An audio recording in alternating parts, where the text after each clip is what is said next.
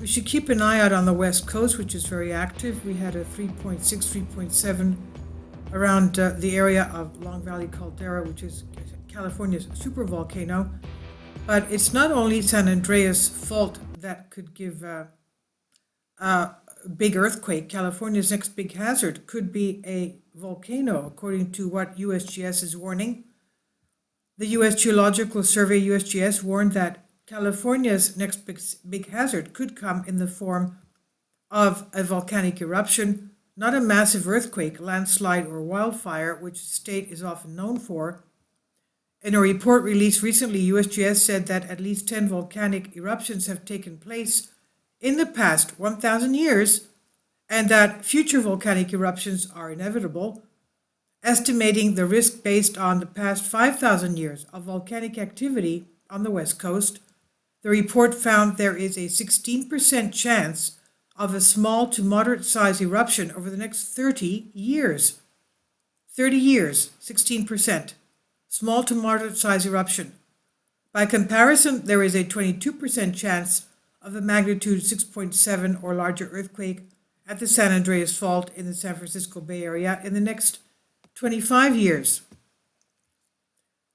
The potential for damaging earthquakes, landslides, floods, tsunamis, wildfires is widely recognized in California, the report said.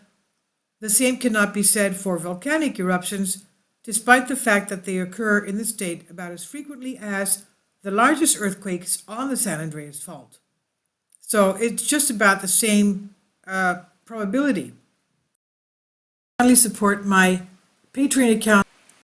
The daily posts are 5 videos daily, and they are totally different from what I have on my YouTube channel. Thank you so much for your support and that you find all my content so interesting. You'll find the Patreon account details in the description box below.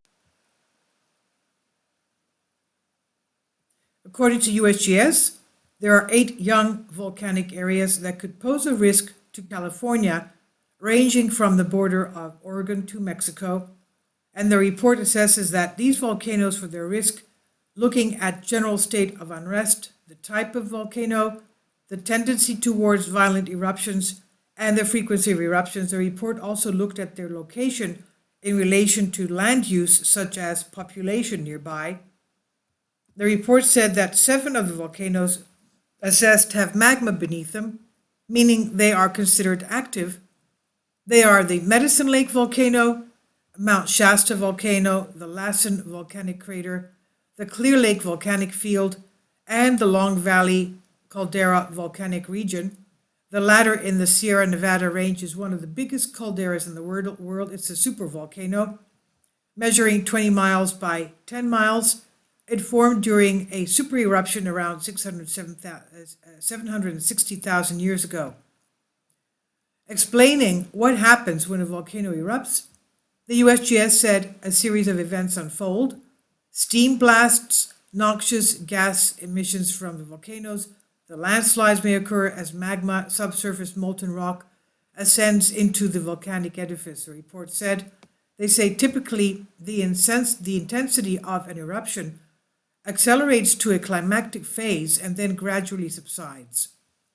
The 1914 to 1917 eruption of Lassen Peak, that's south of Medicine Lake and Mount Shasta. 1914 to 17 eruption of Lassen Peak in Shasta County, for example, produced a year-long series of minor steam blasts before a larger eruption sent an eruption cloud column 30,000 feet high and unleashed destructive pyroclastic flows and lahars. Okay, that's Lassen Peak volcano. The report went on to say, that's in Northern California. The report went on to say, although considered a small eruption by volcanologists, wind-borne ash drifted 275 miles eastward and fell as far away as Elko, Nevada. The most energetic part of the eruption was over a matter of days, by recurring steam blasts and lahars created hazardous conditions for several years after that.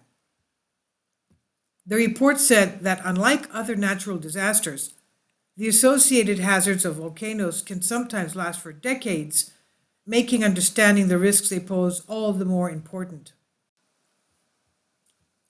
The potentially hazardous volcanoes in California are being monitored, of course, closely for any changes that indicate an eruption could be on the way.